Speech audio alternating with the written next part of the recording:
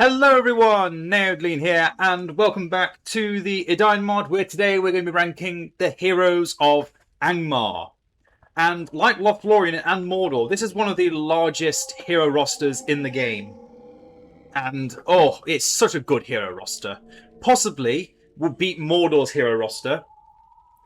But that is what I'm going to be telling you about today. Before I get into the actual rankings, for anyone that doesn't already know, if I rank them A, they're perfect. If I rank them B, they're above average. C tier is average, D is below average, and E is need a rework. I'm going to start, as we always do, with the scout hero, everyone's favourite lapdog, Drauglin, who for me is a B tier hero. Definitely one of the better scouts in the game, because not only can he move very quickly in the early game, he actually has decent combat skills on top of scouting. Very few heroes actually have a good mix of scouting and killing potential, thanks to his wolf form, which allows him to move around at the speed of the wolves. Sorry, not Zaphragor. Which is slightly slower than cavalry, I think.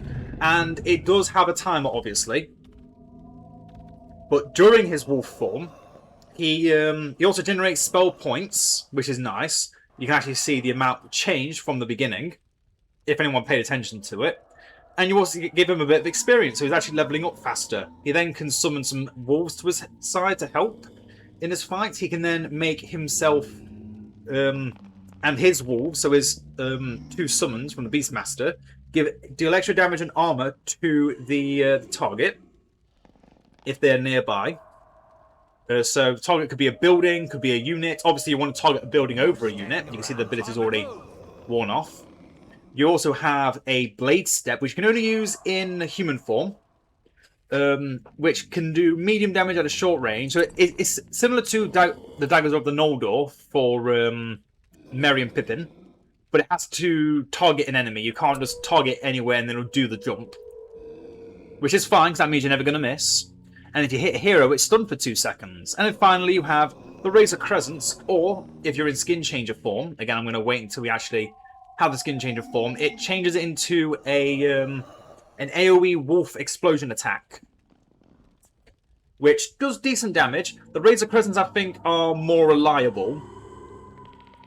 But the Skin Changer form, you can see the amount of power points isn't much, but it isn't a little bit even. Then call the pack. Wolves will charge outward from Drauglin's position, trampling and damaging enemy units in their path. Both abilities on that are really good. The only thing that's not that makes him not A tier for me is the fact that he dies so damn easily. Because you do throw him into the fray constantly with his abilities. It's just he doesn't have any real sustain to sustain himself. Being a scout hero, he doesn't need to be the strongest thing in the game. But yeah, you can very easily lose Drauglin, and it is a pain to keep getting him back over and over again. But other than that, he's good at everything, but he's not the best at either scouting or damage. He's in the middle, which is fine. But there are obviously other scout heroes that do it better, like Amraphos. I think Amraphos is the only scout hero I've actually ranked higher than B tier. Everyone else is B, C, or D, or E tier. That's ranking all the other tiers. Anyway, moving on to A tier hero, Hwaldar. One of my favourite Angmar heroes. A hero I will always get because his abilities are centered around the early game. You get him in the early game. And he is even more powerful in the late game because you can center your early game units into the late game with things such as your powers and even the Witch King himself. So, he can, to begin with, make himself and all nearby thralls on a building that he hits. Just make it so it loses armor and all your units move faster for 30 seconds. Which is incredible if you're trying to rush into a fight, run out of a fight. It's perfect versatility. Then you have Battle Rage. Every time you swing your axe, you're giving your vassals, which are all the Thrallmaster units, so Gundabad Orcs, the Hillmen, or the Warg Riders from your Thrallmasters, they all get that buff of just 40% bonus damage. And all he needs to do is swing with his axe. So think of it as like Grimbeorn's buff but from his axe once you get the Gift of Galadriel.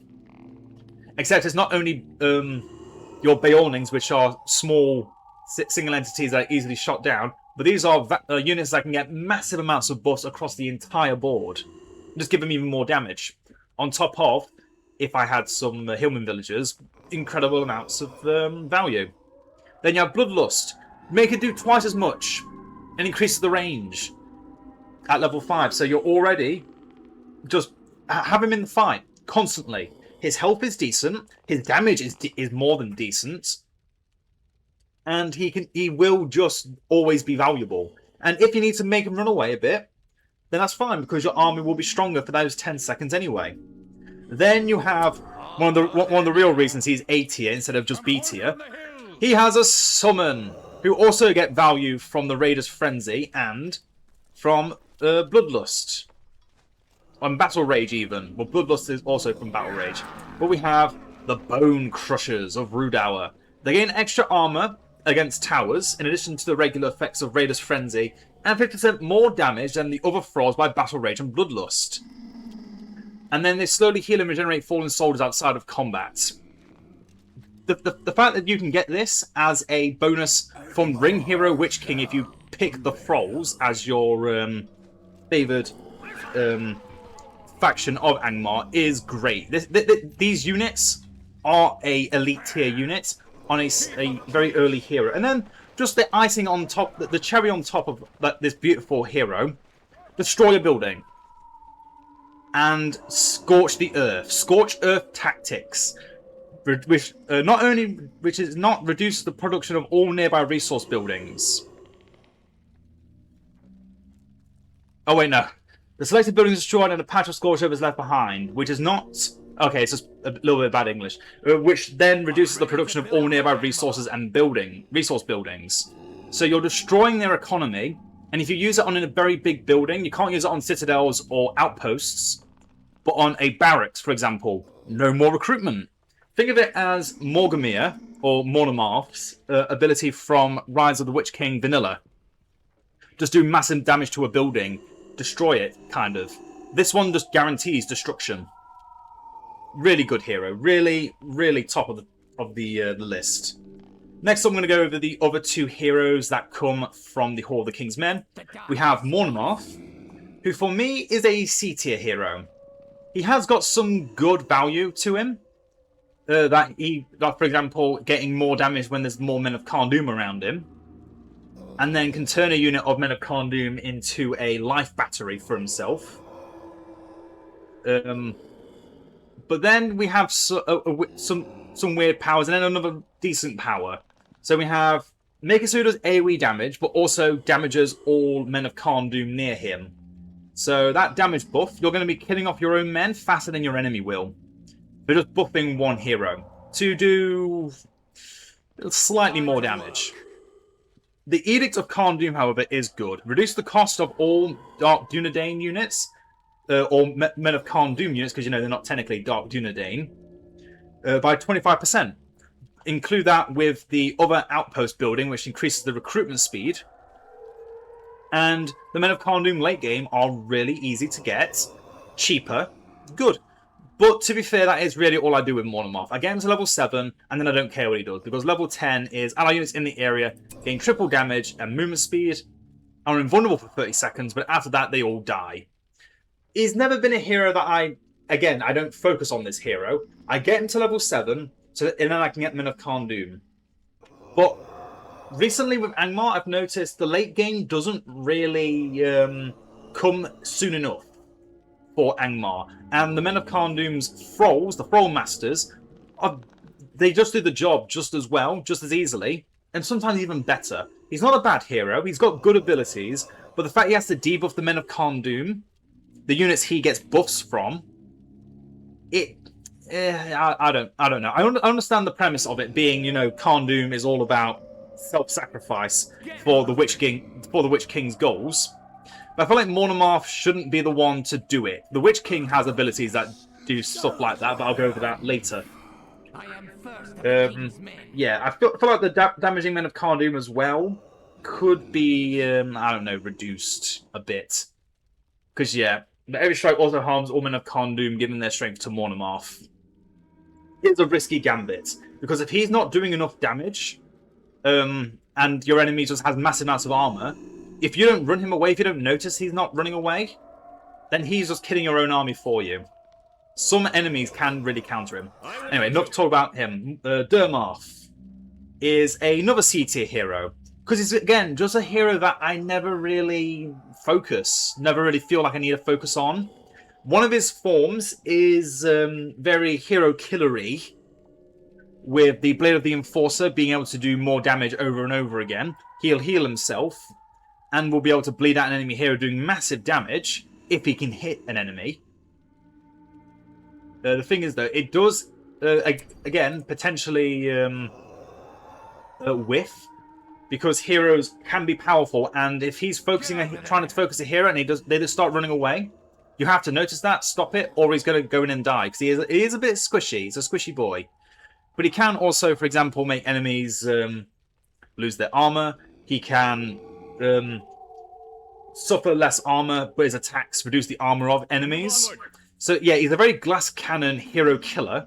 But the form I prefer is the Guardsman, where he takes up a more Guardsman approach, like the guards of Karndoom, the Black Guard, and you focus more on actually defending a certain hero. For example, protecting an Angmar hero, but these guards also do big damage to an enemy hero that tries to attack them. You can then make him deal less damage, but also make enemy heroes deal less damage around him. The stealthing allied heroes is a bit weird. I don't know if that is meant to add up, but also being able to protect an allied hero as well is really cool.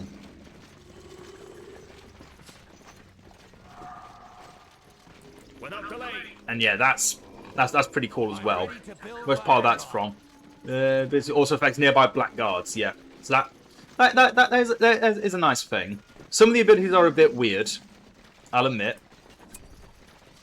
But there are some good things to this hero. But I do feel like the more hero killer focus to this hero is you have to run it down quickly, and then either go back into Guardsman form to protect a hero that's more important, or you have to focus more on just going stabby. Also, the fact you have to have the King's Men at level 2 to get both these heroes is why I've put them a little bit lower than some of the other heroes, because you do have to focus on risking your economy by not getting the extra levels in your Darkheim Forge, for example, to get these two other heroes. And there's another hero like that who I have nerfed a little bit, but we'll go into him later.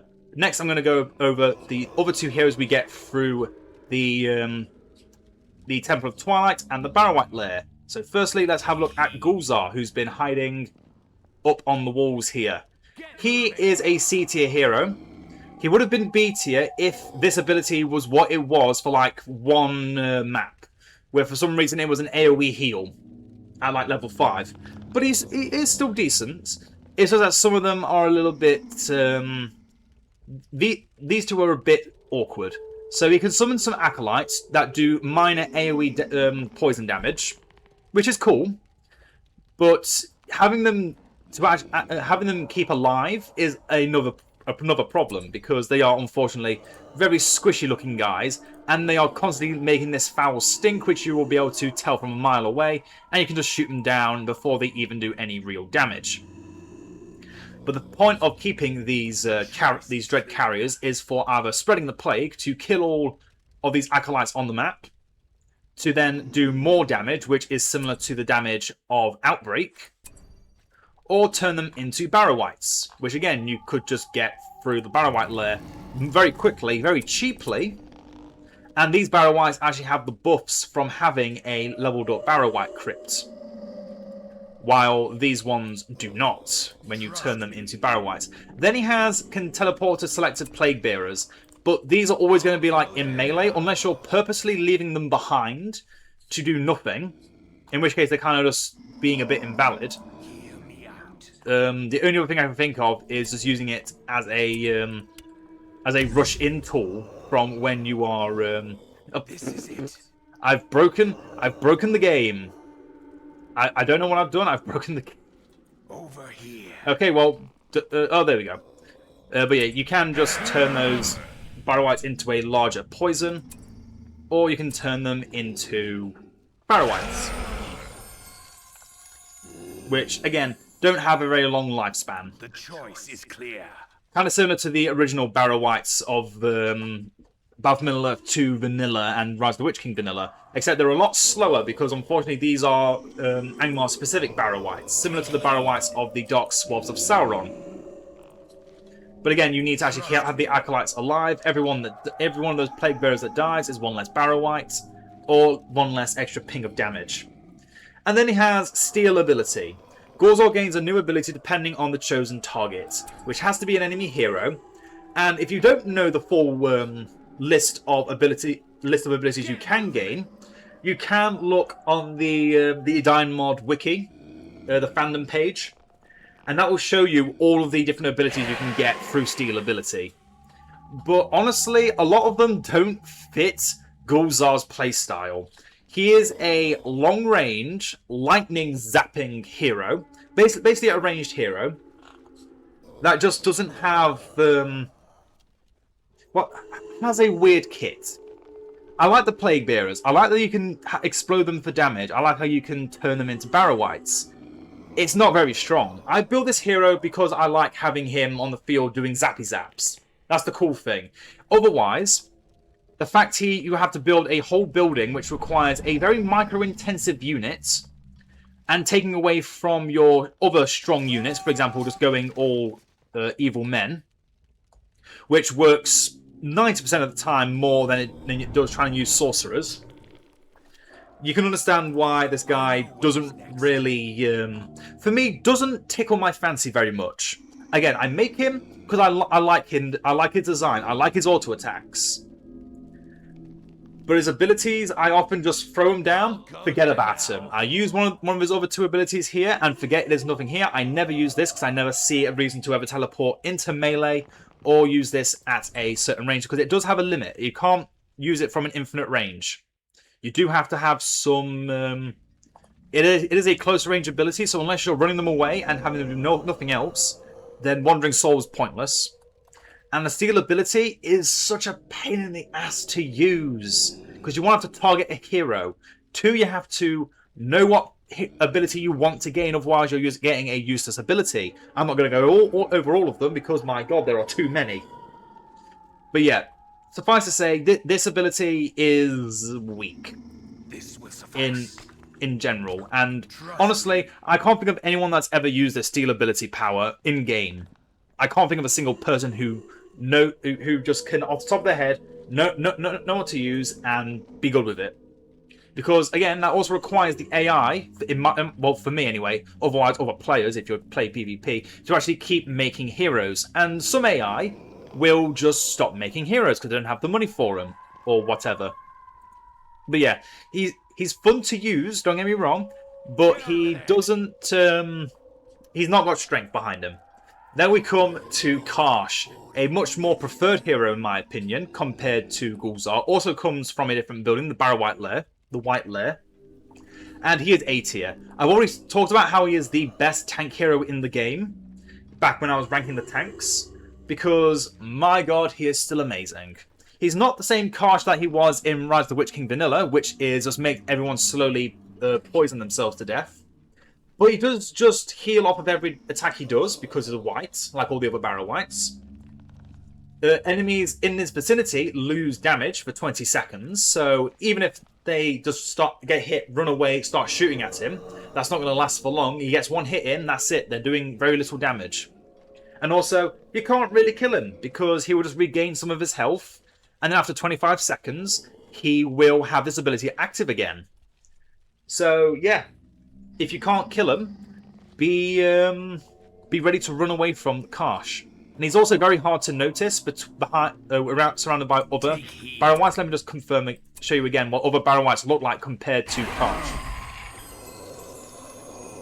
the only way you can tell is if you look at his crown, because otherwise, how are you going to notice? Between all these Barrow Wights, if I had to choose which one was Karsh, I have no idea. He is so well disguised among other Barrow Wights. Which is good because that's the building he comes from. He then has the Shadow Step, another small range leap ability, which is a instant teleport and make enemies get paralyzed in fear, so they can't run away from the walking menace. Then he has the entrance to the crypt. He summons a Barrow Wight lair that allows him and other Barrow Wights to be dealing even more damage. You can see the aura effect around him. And there's also a Barrow Wight that now protects this. This was a recent addition that I only found out about when I was ranking him as a tank hero. You then have the voice of the Barrow Wights. So choose one of these lairs, one of the Barrow Wight lairs in your base, or the Wight lairs, or one of the Barrows even, from your settlements. And then your enemies are just going to be taking no damage, or dealing no damage even, for 10 seconds. Just make it so your enemies are just weak. And then you can just bring out a bunch of Barrow Wights and just destroy any enemy that comes in too close into the Barrow Wight lair's vicinity. Because let's look at the damage boost. 25% bonus damage onto 400 damage. Or am I wrong? Is it actually less damage that he starts with? Let's get out of the range and find out. Because I have noticed that those numbers do change. Okay, no. So he does have hero killer numbers for damage around this Barrow Wight lair. And other Wights will have very similar damage as well. Because if you don't know, Barrow Wights do a lot of damage. Their one weakness is archers. Just shoot them from afar because they're so slow. But then we have another thing to Karsh's repertoire, the Soul Thief. Enemy units nearby just take damage over time. He heals for all the damage dealt, for 10% of it. But he is also slowed for 50% by 50% for the duration. But to be fair, let's be real here. Anything that comes near Karsh is going to die. It's inevitable. He is as inevitable as death itself. And with all the buffs that Angmar got with the Witch King for Barrow Wights in general, if you go down that path, it's really bloody good. He is definitely one of my favourite heroes. A hero I'll always go for. He's tanky, he's got really good damage, he's got decent buffs, and not map control, but crowd control on enemy units. Which is very important for a faction that has already so much crowd control, fell wind, and some other things I'm going to be talking about with the next hero, Heluin, who is, for me, a B tier hero. Heluin is one of the first heroes that comes from the outposts. She is an archer who has 3 different arrow types. The base damage type is steel, so, you know, regular arrows. Ice arrows can attack walls and fortifications, reduce the damage and production of buildings by 50% for 5 seconds, but does less damage to units. Even though if you want to be a siege unit, basically. Or you want to go the freezing arrows to just slow down your enemies. Again, doing a little bit less damage than your regular steel arrows. But this effect also applies to her multi-shots, which, if you're using freezing arrows, slows enemies by the increased effect for 30 seconds. The ice arrow salvo applies the debuff for 30 seconds. So make buildings do very little for how long again? 30 seconds? Or be very slowed for 30 seconds. Gift of Winter gives a extra boost, which we'll talk about later. And Steel Arrow is if you want to do extra damage with the multi-shots. Then we have the Frost Arrow Rain, which is one of my favourite abilities of Angmar. Because it's an arrow volley, yes. But the point of it is not to do damage. This is a Frost Arrow Rain. Its purpose is to freeze enemies in place. So then other abilities like, for example, Sorcerer's Reign of Death, the Outbreak from your powers here. So many abilities can be set up with this ability, Frost Arrow Rain. Then we have the Ice Barrier, which is a little bit weird.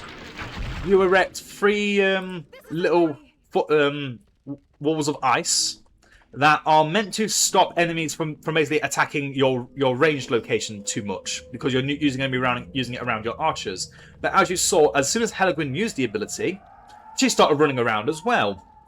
Which is the annoying thing. It makes your units run around at a point where you don't want them running around. You want them staying still in that in that ice barrier, and blocks movement of enemies, but can be destroyed. Which is a weird one. Then we have the Whispers of the North Wind. She gains triple vision, which, as you can see here, is vision of nearly the entire map from this position as well. On top of her steps now having a frozen trail.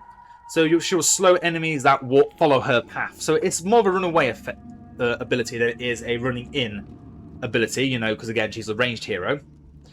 But the fact she is a ranged hero kind of puts a bit of a damper on this ability. It's why she's not really A tier. These two abilities are a bit out of place. If this actually did a proper circle that protected your units and knocked enemies out, I think that would be cooler and more impactful. Similar to the Undermine effect from, again, BFA 2 Vanilla. And Whispers of the North Wind, I feel like the extra vision range is good. I feel like it should also buff the Carndoom Archers that, you know, she is obviously meant to be the prized archer of. And then we have the Gift of Winter. Her freezing arrows slow enemies more. Her ice arrows against buildings now last for even longer. And improves the effects of multi-shot, as we talked about. It goes up to 60% or 60 seconds of an effect, which is really bloody good. But also, the damage bonus by frozen arrows and ice ammunition is increased by 50% for all units of Angmar. So that is just a passive boost to all your damage with your archers and your siege troll crapapults.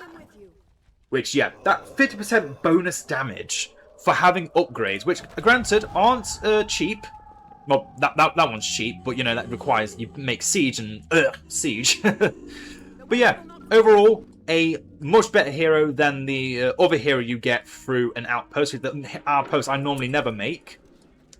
Even though this hero was really cool when you first saw him, and I was like, oh, this hero's amazing, but now he's tied behind the second outpost you normally will never make. Zaphragor, which is why he is, for me, at C tier. He's really good. He's really bloody good. He's got a nice fat health pool. He does way more damage once his health pool starts depleting, thanks to his ability Warrior Mage.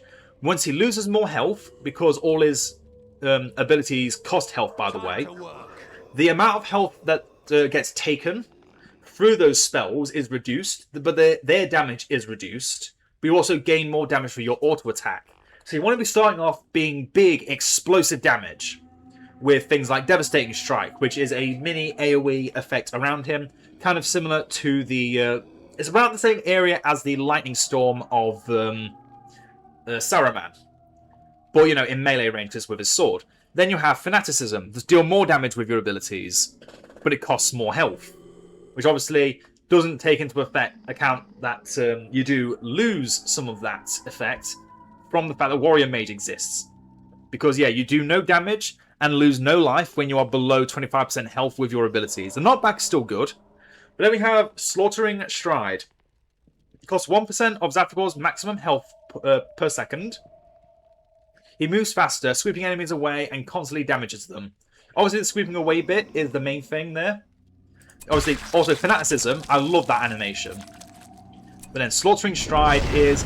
This is basically the ability that Heluin has, but slightly better. And you can see the amount of damage that it's dealing to him at the moment. It's doing double damage because of the Fanaticism. And then we have the big damage. His version of... what's the word? Word of power. The Raging Anger. Costs 50% of his maximum health. His Raging Anger becomes manifest as he risks death to exact his vengeance. Deals magic damage to all enemies in a large area around Zaphragor. And I have to admit, when the effect is that cool, you can't say he's not a cool looking hero. But look how low his health is. His big weakness is that he has no health, no life steal. You need a hero like Durmarth to keep him alive, which is obviously a problem. I mean, his health regens pretty decently quickly, and you can see what stage he's in with his abilities because of his blade. Changes colours, you can see it gone from red So he's now dealing damage again when he has purple, but he's doing a very reduced level because he's below 50% health. So he's doing pretty decent sword damage, but not anywhere near as much with his magic, which is obviously his main thing. So you always have to balance the two. It's a shame he doesn't have any like healing on like Devastating Strike, because I think if he had healing on that, or when you use Fanaticism, you get healing on every sword strike, that would make him a lot more worth it, because he's very expensive. 3,000 resources for this hero, by the way. The second most expensive hero of this faction.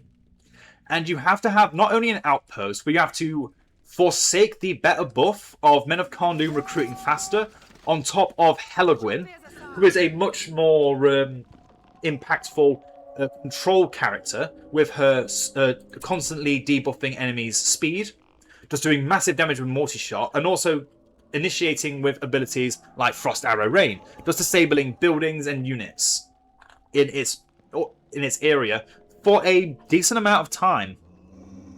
That 5 seconds is enough to use to set up Outbreak, and then set up Freezing Wind, and set up all these other effects. I only serve the Witch King. But yeah, I do wish Zaphragor did have a bit more, a quicker health return policy. Because he definitely doesn't have it when he's in combat. I think that's his one weakness. Give him some health return, and then he might even be worth making over Heluin and the better buff. Because the buff from the Tower of Sorcery is that your spellbook powers come back faster. Great. That's great. But you then also have to give up, again, 50% recruit speed for Men of Karndoom. It's such a big difference compared to just having spellbook powers a little bit faster. And then, obviously, enemies around the tower do less damage instead of having a tower full of archers that shoot down your enemy for you instead of wasting 800 resources on a tower. But yeah, he has the toolkit.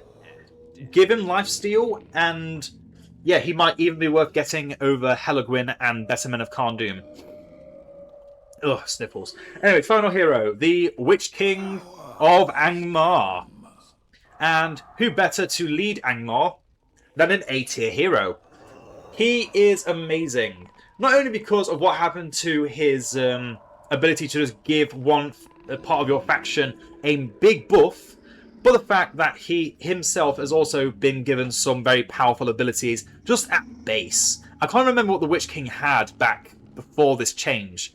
The only thing I can remember is the ability on the Citadel, the Might of the Witch King, which was basically Galadriel's ability, but a temporary thing for any of your heroes. Just make it so Zaphragor periodically blast enemies around him. This is why I love Zaphragor so much, because of this effect. To just make him do explosions around him constantly.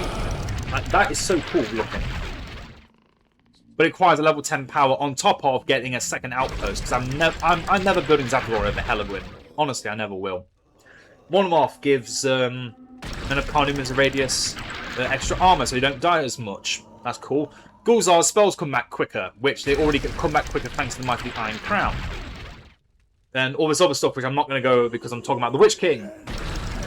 He's A tier for a reason. And his first ability, the Favour of the Witch King, speaks this in volume. So I'm going to actually go out here. So you use his ability on either a Hall of the King's Men, a Wolf Den, or the Wolf Den settlement. Any thrall building, so the Orc camp or the Heluin village, the temple or the Temple of Twilight, and you will get one of. Actually, no, I think it has to be specifically the Wolf Den. It does say Wolf Den. So yeah, Wolf Den, Hall of the King's Men, Hall of Twilight, Orc camp or Heluin village. So this is if you want a Men of Karndoom buff, or just a overall buff. This if you want a Wizard and Barrow-wight buff. The Beasts if you want a buff to your Beasts, which is honestly the worst version of this value. Or the second best version, next to the Men of Karndoom one, the Thrall Camp one. I don't remember all the abilities off by heart, but I think the Beast one is his reset enemy timers, or enemy hero timers on their abilities. And also gives him some like extra fighting buffs, so he becomes kind of like a mini hero slayer. His Barrow-wight and Sorcerer buff is a wind around him that weakens all arrow damage. His Men of Karndoom is a map-wide leadership disabling effect, same as Freezing Rain,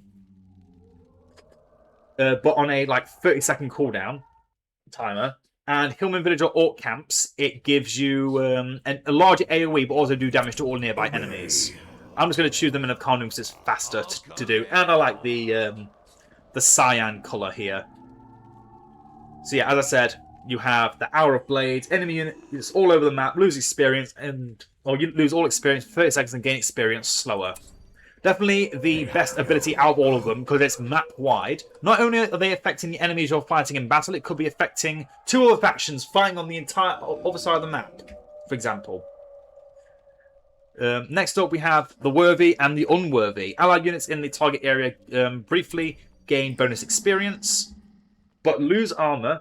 And heroes gain bonus experience, but gain slightly less experience, well, half the experience boost, but lose even more armor. Can also affect the Witch King himself. It's very good if you want to get your heroes leveled up, but otherwise, be wary of this. But you know, getting your heroes leveled up faster is very good because of Might of the Iron Crown, giving them their abilities faster. And some of them have really good abilities, as I've already talked about. Then we have a more life, a hero killing ability, the Life Drinking Blade.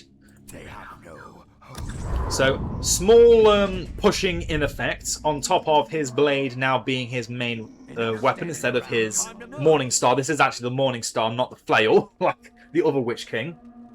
He does heavy poison damage, the medium area around him with each strike, and reduces the damage of enemies, on top of just having faster attack speed. He loses AoE attack, which is fine, because the damage you gain is far superior in that small amount of time. But then this is what makes him A tier, on top of the fact you can just make stuff stronger. Is the Last Winter. For 60 seconds, all enemy units and heroes on the map move slower. Buildings produce slower. This used to be an ability that was part of his Ring Hero form. But now he's making the entire map snow. Even though we're already on a frozen map, it probably should have done it on a different thing. But you can see here, all these units, all these gobbos are slowed down and have that debuff around them. And then, what else do we have? So let's see. Depending on which version you take, which version of the Witch King you take with the favour, Thrall Masters are the favoured. Enemy units, heroes and buildings also receive reduced armour. So you have more killing power. You can see this one's one of my favourites. Or Men of Karndoom, less damage. You can understand again why I prefer this one. If sorcerers are in the Witch King's favour, enemy units and heroes in a large radius are also poisoned, which is okay. There's a lot of crowd control effects in Angmar that really work well with poison and just DOT in a area because you're constantly debilitating the enemies and forcing them to just die. And the beasts, you just doing a slightly better version of this, an extra 10% on the slow and the oh no, it is just the slow. The slow and the buildings produce slower by an extra 10%. Not as good as the others. Again, why I don't prefer the beasts. But still, his abilities again come back really quickly because yes, it's just that good to have a middle power like this. You can also see this is an extra thing you get on your middle power for each one. For Men of Karndoom, your newly conquered settlements give regen, and enemies on the other hand deal less damage for 45 seconds. Really good. Sorcerers and Wights can lead more acolytes, and Barrow-wights move faster near barrows, which is really good. Monsters, wolves and werewolves gain extra armor near allied settlements. Wolves regenerate near direwolf lairs. Direwolf kennels and werewolves heal more with Devour. You can see why that one is not preferable. The only other good one, which I kind of just talked over because I didn't even realise I talked over it, is the Thralls. Summons a vassal house, a new Hall of the King's Men to summon more Thralls. Oh, this Witch King is amazing. And don't forget, this is, yes, part of the middle tier power, but you only get the extra effect once you've got the Witch King and chosen the favour effect. The fact that they gave him this much shows how much they love this faction. How much they've put into this faction is incredible. And the heroes are just the cream of the crop when it comes to hero rosters. Definitely one of the best. A few are a little bit below the curve of great, similar to Mordor. But yeah, this is definitely one of the more well-rounded, more complete hero rosters that just has everything it needs and more. And that is enough for today. I've talked for way too long again. I really want this video to not take so long. Anyway, hope you all enjoyed, hope you all learned something. And I'll see you all in the next one, which will be the last of the hero rankings. See ya!